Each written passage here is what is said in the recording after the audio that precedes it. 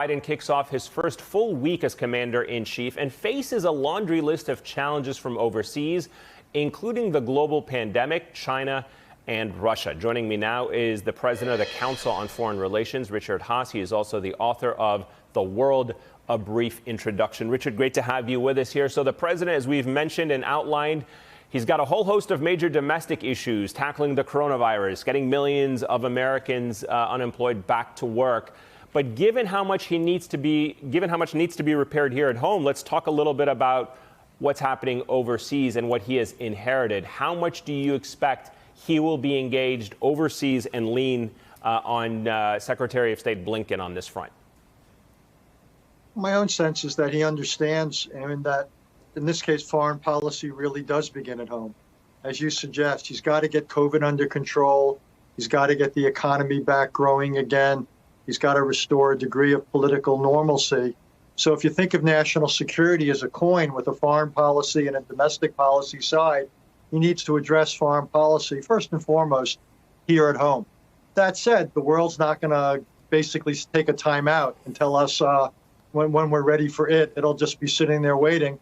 So I think he's going to try to extend the nuclear arms control agreement with Russia. I think he's going to begin consultations with allies. He's already gotten back into a couple of multilateral groupings. And I think his big issues are going to probably be what signals does he send to China and what does he decide to do with Iran? So speaking of signals, the U.S. military says that a U.S. aircraft carrier group has entered the South China Sea to promote freedom of the seas. Let me play for you what the White House press secretary, Jen Psaki, said about U.S.-China relationships earlier. I think our approach to China remains what it has been since for the last months, if not longer. We're in a serious competition with China. Strategic competition with China is a defining feature of the 21st century. China is engaged in conduct that it hurts American workers, blunts our technological edge, and threatens our alliances and our influence in international organizations. So what do you make of that, Richard? 5 days on the job, she's obviously putting China, if you want to use the expression, on notice. But more importantly, as I mentioned, the aircraft carrier group that is now in the South China Seas. What do you make of those, the two fronts, if you will, the rhetoric from the White House and the actions by the military?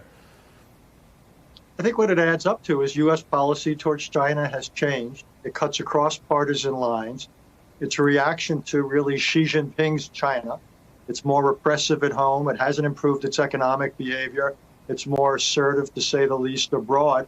And you see this administration pushing back. They issued a very tough statement on Saturday about Taiwan. As you say, they're sending ships through the South China Sea to basically say China can't unilaterally claim certain waters and put them off limits to others. I expect you'll see them pushing back a lot on Hong Kong, the treatment of the Uyghur minority. This is going to be quite a tough relationship. And then the question will be, can we avoid things escalating? Can we still carve out some limited areas, say like North Korea, where we can cooperate? It'll be a real test for Tony Blinken and others. Another test may be obviously the situation in Russia, as we saw over the weekend, protests spreading there after the arrest of Kremlin opposition leader Alexei Navalny.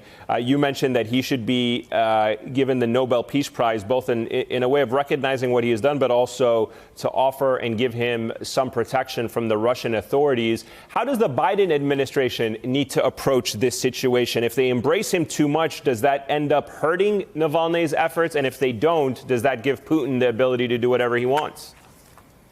No, you're exactly right. The word dilemma is overused. This is a dilemma. We've got to keep our distance on one hand, lest we undermine his national legitimacy. But we've got to let Putin know that we are watching, and what the Russians do have real consequences. We shouldn't be doing this by ourselves, by the way. We've got democratic allies in Europe who care passionately about this. We've got allies elsewhere. Putin should be presented with a united front here, and also should understand the consequences in terms of sanctions if he basically continues to arrest people and if he obviously harms Navalny. Hey, thanks for watching our YouTube channel. You should know that you can follow today's top stories and breaking news and catch up on your favorite MSNBC shows all in one place. Download the NBC News app today.